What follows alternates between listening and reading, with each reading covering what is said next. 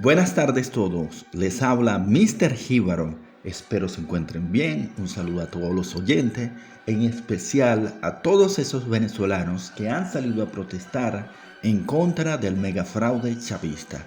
Este video es dedicado a ustedes y a todas aquellas personas que injustamente están detenidas por el régimen criminal chavista. Primero que nada, no olviden suscribirse a este canal. Les comento que quisiera realizar más videos, pero lamentablemente realizo estos videos en mi tiempo libre y cada video requiere más y más horas de trabajo de lo que yo esperaba. En el capítulo anterior vimos los primeros años de la conquista y colonización de Venezuela. Comenzamos con Cristóbal Colón y terminamos con Ambrosio de Alfínger. Como comentamos, Alfínger se encontraba en Tamalameque y había enviado una expedición a Coro, pero al ver que ya había pasado un buen tiempo y ya era el año 1531, Alfínger dice, ¿y si continuamos la exploración? Que esa gente no ha llegado. Y de esa manera continúa su expedición. Esta expedición primero va por el río Magdalena, luego continúa su recorrido por la cordillera y en el camino muchos soldados mueren de hambre, enfermedades o comidos por animales. De repente un soldado dice, Señor y jefe Alfínger, estamos muriendo de hambre, que tenemos hambre. Finalmente la expedición llega a Guane. Ahí Alfínger decide regresarse hacia el norte, una decisión desafortunada porque le quitó la posibilidad de conquistar los indios chipchas, pueblo rico en oro. La siguiente parada fue Chinacota, cerca de Cúcuta. Los españoles consiguen una comunidad indígena sin personas y esa comunidad era abandonada porque los indígenas se habían enterado de las atrocidades de los europeos que habían hecho por el camino, pero esperaban la oportunidad para realizar una emboscada y así pasó cuando Alfínger se alejó con otra persona del acampamento.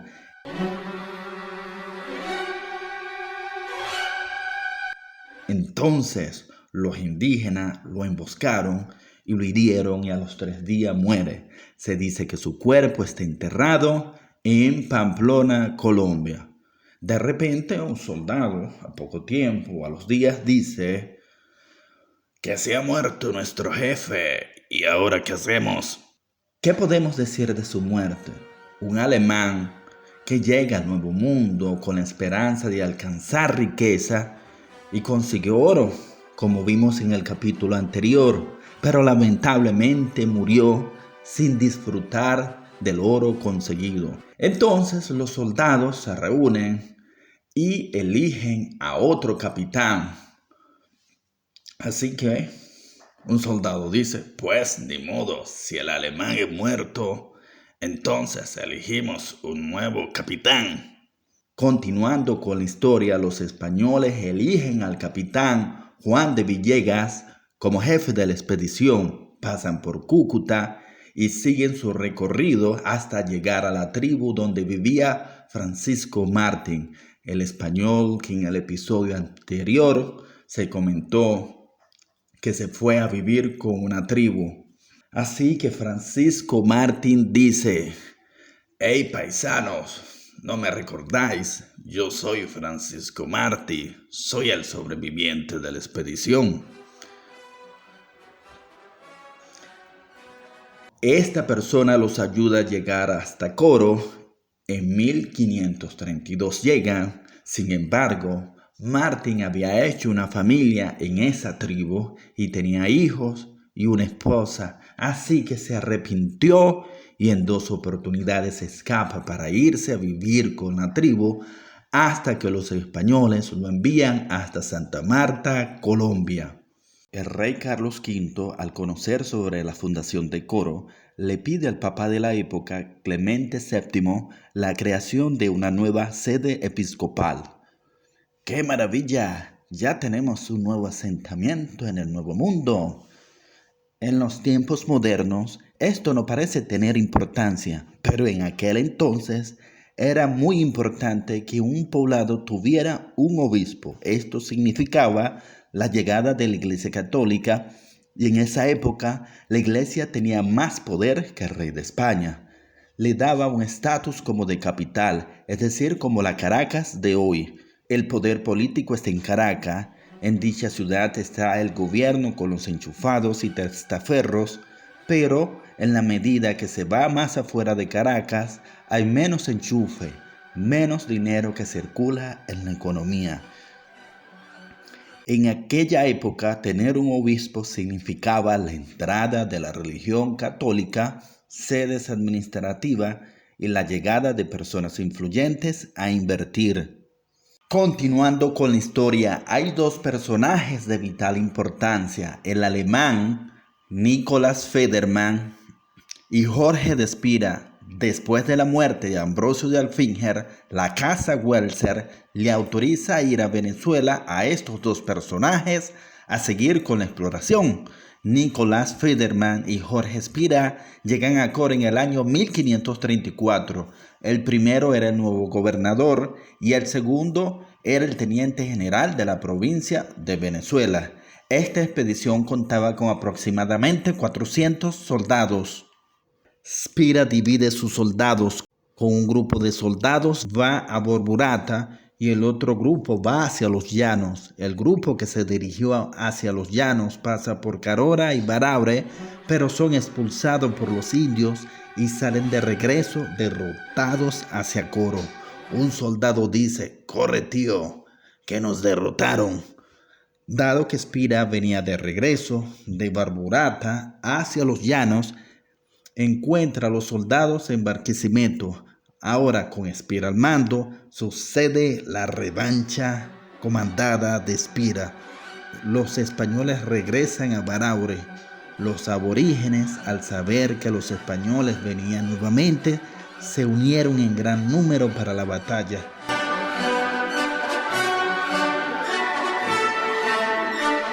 Para entonces, el elemento sorpresa: los caballos. Los aborígenes, al ver los caballos, salieron corriendo atemorizados o se lanzaban al suelo, y así los españoles ganaron la batalla. Parece increíble, pero los aborígenes creyeron que los caballos eran una especie de monstruo y los atemorizó. Fue el arma secreta. Otro evento importante fue que los indios mataron a un soldado español que se llamaba Orejón. Los españoles encuentran la cabeza del soldado en un campamento indígena porque se la querían comer para celebrar el triunfo. Es decir, los indígenas practicaban el canibalismo. Lo otro importante es que esa gente, es decir, los indígenas, tenían empalizadas. Es decir, los indígenas tenían una forma de muro protectivo. Pero en ese entonces los españoles ya tenían arcabuces, un arma de fuego, y eso marcó la diferencia. Un soldado español dice: «A la batalla, que vamos a vengar lo sucedido a Orejón». Después de ese evento, Spira dice: «Soldados, que debemos seguir con la exploración. Recuerden que barco parado no gana flete».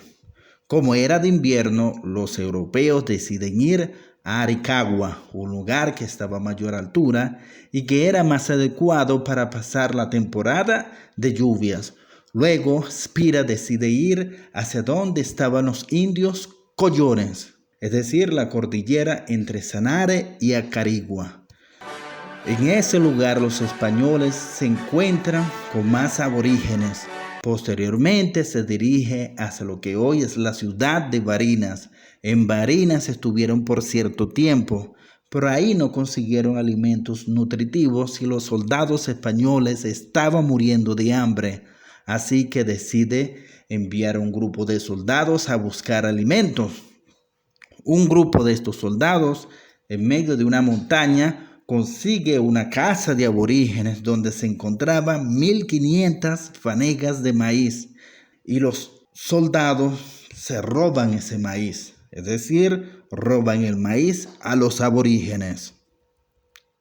Un soldado dice que hemos encontrado un tesoro. Sí. Importante, al convertir 1.500 fanegas a toneladas da 648 toneladas. Para el cálculo se utilizó la antigua medida de fanega de trigo española. Una fanega equivale a 43,25 kilos. Quiere decir que los aborígenes conocían técnicas de cultivos. Entonces, parte de ese maíz en 3 viajes lo bajan de la montaña con ayuda de los indios guías que tenían los españoles.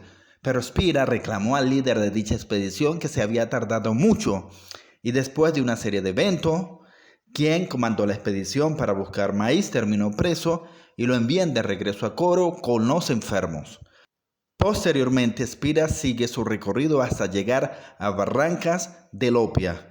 En ese lugar decide quedarse para pasar el invierno y buscar un lugar alto para evitar las aguas del río, pero llovió demasiado y las aguas subieron, así que Spira se mudó a otro lugar para acampar, y ese lugar estaba lleno de grandes felinos y más de uno terminó devorado. También los españoles tuvieron otros eventos desafortunados con los indios de ese lugar. Spira estuvo cerca de llegar al territorio de los Chibchas, aborígenes que eran bastante avanzados y que utilizaban oro como adorno y en rituales. Sin embargo, no le dio mucha importancia a las palabras de un indígena. Cuando las aguas descendieron, Spira sigue su recorrido hacia Xisca y Olachas. Luego continúa su viaje y en el año 1536 llega a los llanos. En ese lugar encuentra una comunidad india con una fortaleza. Esa fortaleza estaba compuesta por árboles llenos de espina y adicionalmente tenía un hueco alrededor de la fortaleza que estaba camuflajeado, y en el fondo estaban lanzas para herir a las personas que caían en dicha zanja. Los españoles intentaron 3 veces romper las defensas de esa comunidad indígena, pero no pudieron, así que desisten y por casualidad agarran una mujer indígena a la cual le colocan cadenas en el cuello. Esta mujer se molesta y les reclama que ella conocía a otros españoles que vivían en una comunidad indígena y que esos españoles no habían tenido un trato tan cruel como el que estaba recibiendo. Nunca se encontró dicha comunidad con esos españoles. Ahora vamos con el segundo alemán, el teniente general Nicolás Federmann. Este personaje tenía otras intenciones y no buscaba seguir órdenes del gobernador Jorge de Spira. Es decir, entre los mismos europeos habían ambiciones.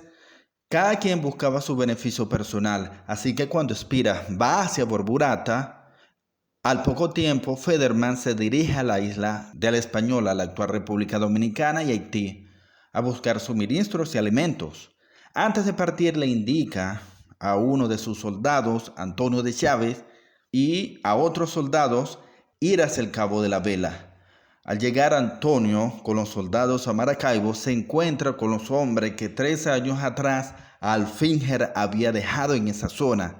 Quiero mencionar que cuando Alfinger pasa por la laguna de Maracaibo, hace una ranchería militar y así es como nace Maracaibo. En el año 1535, otro grupo de soldados españoles que venían de Santa Marta termina en el río de Macomite. Dado que habían entrado a territorio de la provincia de Venezuela, la cual estaba bajo control de los Wurzer, termina prisionero de los soldados que estaban al mando de Antonio Chávez. A la final los dejaron en libertad con la condición que los acompañaran al Cabo de la Vela. Sin embargo, estas personas entran en tierra de los guajiros y ahí pasan bastante dificultad porque dichos guajiros eran una nación de indígenas aguerridos. Como se había comentado antes, Nicolás Federmann estaba en la Española y ahí contactó unas personas que tenían experiencia en busca de perlas, así como también compró instrumentos para la misma. Luego se dirige al Cabo de la Vela y ahí junto a los soldados que estaban al mando de Antonio de Chávez empieza a buscar perlas. Nicolás Federmann Fue un hombre de negocio, pero lamentablemente la búsqueda de perlas no dio resultado. Conclusión, hasta aquí llega el video de hoy. Hasta ahora hemos visto que la historia de la conquista y exploración de Venezuela no fue color de rosa. Ambrosio de Alfinger muere, luego los alemanes Jorge de Spira y Nicolás Federmann salen a recorrer el país. Sin embargo, esto no dio ningún resultado positivo, solo caminar y correr, y en el transcurso muchos soldados muertos y muy poco oro. También nos acompañó la mala suerte. Estas aventuras son como empresa. Es como abrir un nuevo negocio, el éxito no está garantizado. A veces tenemos tremendos planes y las cosas no salen bien. Lo importante es evitar terminar como Ambrosio de Alfinger, es decir, muerto. La otra conclusión es que los tres alemanes son muy parecidos a Nicolás Maduro, porque fueron gente que buscaba la riqueza fácil. Es decir, en el caso de los alemanes, salieron a recorrer el país para buscar oro, perlas. Maduro ha hecho más o menos lo mismo. Buscar oro en el arco minero, comercializar perico, abrir bodegones y supermercados para dedicarse a la importación de alimentos, pero no se dedica a la producción, que es lo esencial de un país. Espero que les haya gustado el video de hoy.